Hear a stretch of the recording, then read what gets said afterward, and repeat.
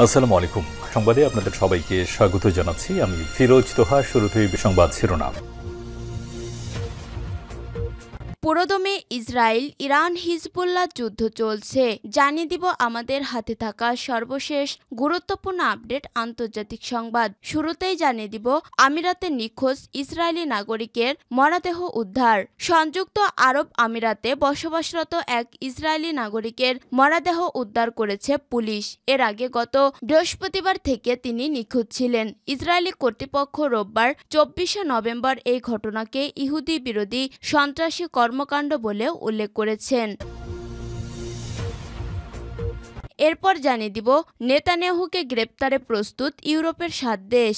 গাজায় যুদ্ধ অপরাধ ও মানবতা বিরোধী অপরাধের অভিযোগে ইসরায়েলের প্রধানমন্ত্রী বেঞ্জামিন নেতানিয়াহুকে গ্রেপ্তারের জন্য যে পরোয়ানা জারি করেছে আন্তর্জাতিক অপরাধ আদালত আইসিসি, তা আমলে নিয়ে তাকে গ্রেপ্তারের প্রতিশ্রুতি দিয়েছে ইউরোপের দেশগুলোর জোট ইউরোপীয় ইউনিয়নের ইইউ 7 সদস্য রাষ্ট্র। এদিকে তৃতীয় বিশ্বযুদ্ধের হুঁশিয়ারি দিলেন পুতিন। এবার ইউক্রেন যুদ্ধ বৈশ্বিক যুদ্ধে রূপ নিতে যাচ্ছে। রুশ প্রেসিডেন্ট ভ্লাদিমির পুতিন হুঁশিয়ারি উচ্চারণ করে জানান, প্রয়োজনে পশ্চিমা দেশগুলোতে হামলা চালাতে পিছপা হবেন না তিনি। এরপর জানিয়ে দিব আমরা জমিদার নই, মানুষের পাহারাদার, বললেন মমতা বন্দ্যোপাধ্যায়। উপনির্বাচনের ফল নিয়ে সামাজিক যোগাযোগ মাধ্যমের পোস্টে মমতা লিখেছেন, আমার অন্তরের অন্তঃস্থল থেকে মা মাটি মানুষকে জানাই প্রণাম। আমরা জমিদার নই, মানুষের পাহারাদার। মানুষের আশিস আজীবন আমাদের হৃদয় স্পষ্ট করে থাকবে।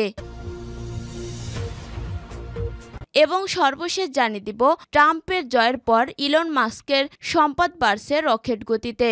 মার্কিন ধনকুবের ইলন মাস্ক বহু আগে থেকেই বিপুল সম্পদের অধিকারী হয়েছিলেন। ডোনাল্ড ট্রাম্প যুক্তরাষ্ট্রের পরবর্তী প্রেসিডেন্ট নির্বাচিত হওয়ার পর তার সম্পদের পরিমাণ এবার বাড়ছে রকেট গতিতে।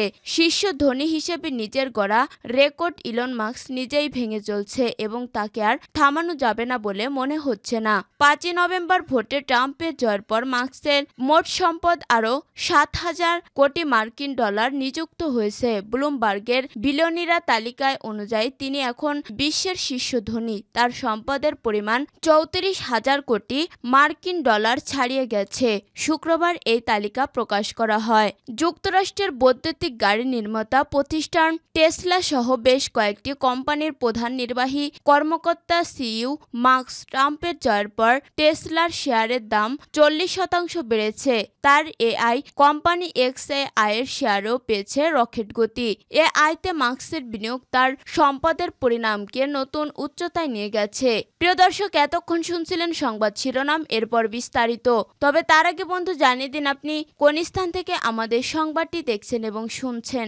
জানিয়ে দিন এই সংবাদ সম্পর্কে আপনার মূল্যবান মতামত। আর বন্ধু, গাজা যুদ্ধে আপনি যদি নিরীহ ফিলিস্তিনিদের ভালোবেসে থাকেন তাহলে কমেন্টে ইয়েস লিখে বিশ্ববাসীকে জানিয়ে দিন। আর বন্ধু, আপনি যদি আমাদের চ্যানেলে নতুন হয়ে থাকেন তাহলে ভিডিওটি দেখতে দেখতে চ্যানেলটি সাবস্ক্রাইব করে রাখুন, যাতে করে আমাদের পরবর্তী সংবাদগুলো সবার আগে আপনার কাছে পৌঁছে যায়। এবারে বিস্তারিত।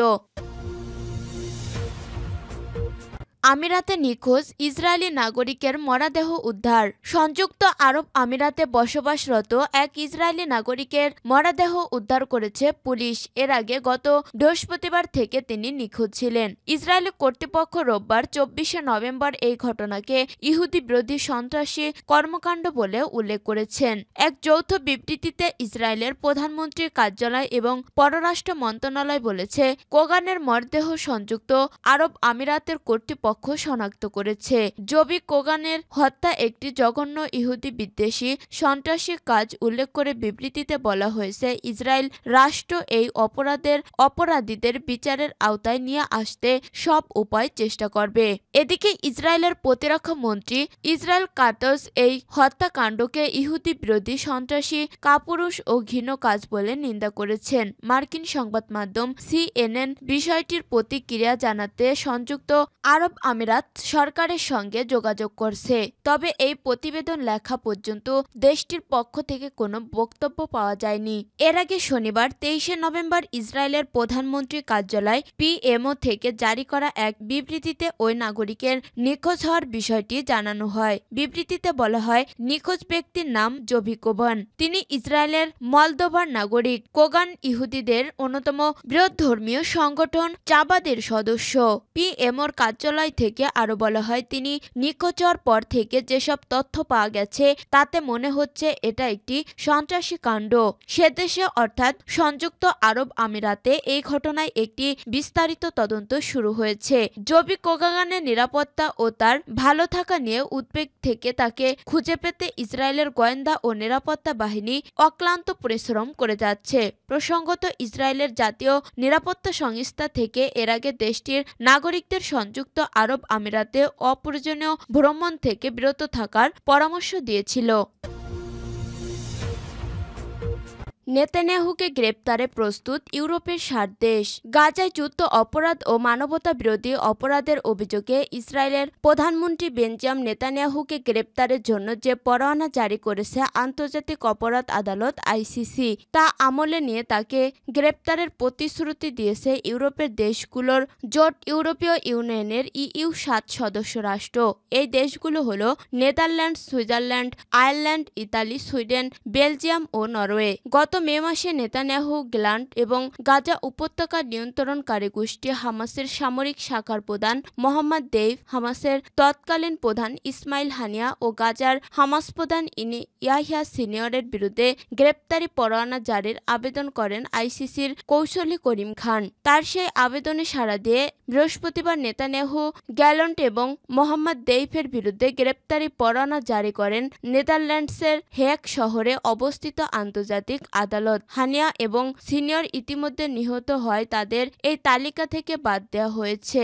এদিকে ICCর এই পরোয়ানা জারি পশ্চিমা বিশ্বে মিশ্র প্রতিক্রিয়া সৃষ্টি করেছে। কয়েকটি রাষ্ট্র জানিয়েছে তারা আদালতের পরোয়ানা মেনে নিয়ে নেতানিয়াহুকে গ্রেপ্তারের জন্য প্রস্তুত। অনেকেই আবার নেতানিয়াহুর প্রতি সমর্থনও জানিয়েছে। বৃহস্পতিবার পরোয়ানা জারির পর ইতালি প্রতিরক্ষা মন্ত্রী গুইদো ত্রাসোত্রো এক সাক্ষাৎকারে বলেছেন, আমি মনে করি নেতানিয়াহু এবং গিলান্টের সঙ্গে হামাসের সামরিক শাখার প্রধানকে এক লেভেলে বিচার করা ICCর একটি ভুল। তবে এই পরোয়ানা প্রত্যাহার কিংবা অকার্যকর হওয়ার আগে নেতানিয়াহু কিংবা গেলান্ট যদি ইতালি সফরে আসেন তাহলে বাধ্য হয়েই তাদেরকে গ্রেপ্তার করতে হবে আমাদের।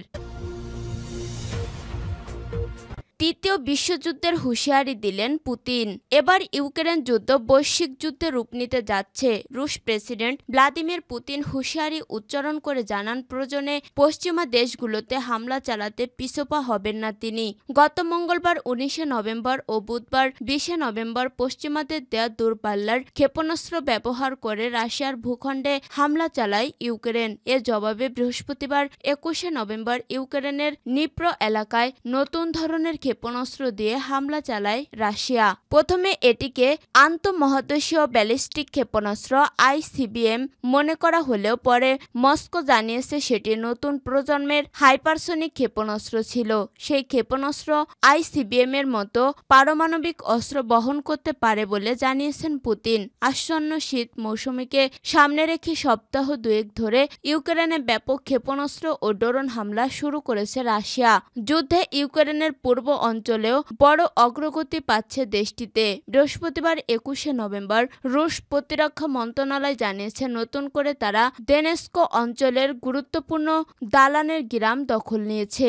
এদিকে ইউক্রেনে রাশিয়া নতুন ধরনের ব্যালিস্টিক ক্ষেপণাস্ত্র হামলা চালানোর পরিপ্রেক্ষিতে সংঘাতের ধরন বদলাবে না কিংবা কিয়েভকে সমর্থন দিয়ে যাওয়া থেকে ন্যাটো পিছুপা হবেন না। পশ্চিমা সামরিক জোট ন্যাটোর মুখপাত্র ফারাহ দাকলাল্লা কথা বলেছেন। ন্যাটোর মুখপাত্র বলেন, রাশিয়া মধ্যবর্তী পাল্লার ব্যালিস্টিক ক্ষেপণাস্ত্র ব্যবহার করে সাধারণ নাগরিক এবং ইউক্রেনের মিত্রদের ভীত সশস্ত্র করার চেষ্টা করেছে। তবে ন্যাটো মিত্ররাও ইউক্রেনকে সমর্থন দেয়া থেকে পিছপা হবেন না। আমরা জমিদার নই, মানুষের পাহারাদার, বললেন মমতা বন্দ্যোপাধ্যায়। উপনির্বাচনের ফল নিয়ে সামাজিক যোগাযোগ মাধ্যমের পোস্টে মমতা লিখেছেন, আমরা অন্তরের অন্তঃস্থল থেকে মা মাটি মানুষকে জানাই প্রণাম। আমরা জমিদার নই, মানুষের পাহারাদার, মানুষের আশিস আজীবন আমাদের হৃদয় স্পষ্ট করে থাকবে। ৬ কেন্দ্রে বিধানসভার উপনির্বাচনের ফল দেখে উচ্ছ্বাসিত পশ্চিমবঙ্গের মুখ্যমন্ত্রী মমতা বন্দ্যোপাধ্যায় এভাবে নিজের প্রতিক্রিয়া জানান। ৬টি বিধানসভা কেন্দ্রের উপনির্বাচনে সবকয়টিতে জিতেছেন ঘাসফুল শিবিরের প্রার্থীরা। ৫ জেলার ৬ আসনেও নির্বাচন হয়েছে গত ১৩ই নভেম্বর। কোচবিহারের সিতাই, আলিপুরদুয়ারের মাদারিহাট, পশ্চিম মেদিনীপুরের মেদিনীপুর, বাঁকুড়ার তালড্যাংরা এবং উত্তর ২৪ পরগনার হাড়োয়া ও নৈহাটিতে শনিবার সকাল থেকে শুরু হয় ভোট গণনা। ফল প্রকাশের পর সোশ্যাল মিডিয়া পোস্টে জয়ীদের শুভেচ্ছা জানালেন দলনেত্রী মমতা বন্দ্যোপাধ্যায় ও তৃণমূলের সর্বভারতীয় সাধারণ সম্পাদক অভিষেক বন্দ্যোপাধ্যায়। তৃণমূলের এই ফলাফল অবশ্য প্রত্যাশিত ছিল। চিন্তা ছিল একমাত্র বিজেপির দখলে থাকা মাদারিহাট নিয়ে। শনিবার ২৩শে নভেম্বর সকালে ভোট গণনা শুরু হয়। বেলা যত গড়িয়েছে ততই ঘাসফুল শিবিরের জয়ের রাস্তা মসৃণ হয়েছে। মাদারিহাটের গেউড়াঘরও হুড়মুড়িয়ে ভেঙে পড়েছে ঘাসফুলের দাপটের কাছে। এদিকে এবারের উপনির্বাচনে ঘোষিত বা অঘোষিত কোনো প্রকার জোট হয়নি। বাম কংগ্রেসের উভয় দলই আলাদা আলাদাভাবে প্রার্থী দিয়েছিল, কিন্তু এককভাবে লড়েও ভোটের ময়দানে খুব একটা লাভ হলো না। সর্বত্রই জামানত জব্দ হয়েছে বাম ও কংগ্রেসের। ভোটের যা ফলাফল তাতে রাজ্য কংগ্রেসের সাংগঠনিক দুর্বলতার কথা মানছে প্রদেশ কংগ্রেসের অন্যতম মুখপাত্র সুমন রায়চৌধুরী। অন্যদিকে সিপিএমের রাজ্য সম্পাদক মোহাম্মদ সেলিমের বক্তব্য, আগামী দিনে পশ্চিমবঙ্গের পুনর্জাগরণ ঘটাতে গেলে বামপন্থর পুনর্জাগরণ অবশ্য সম্ভবই।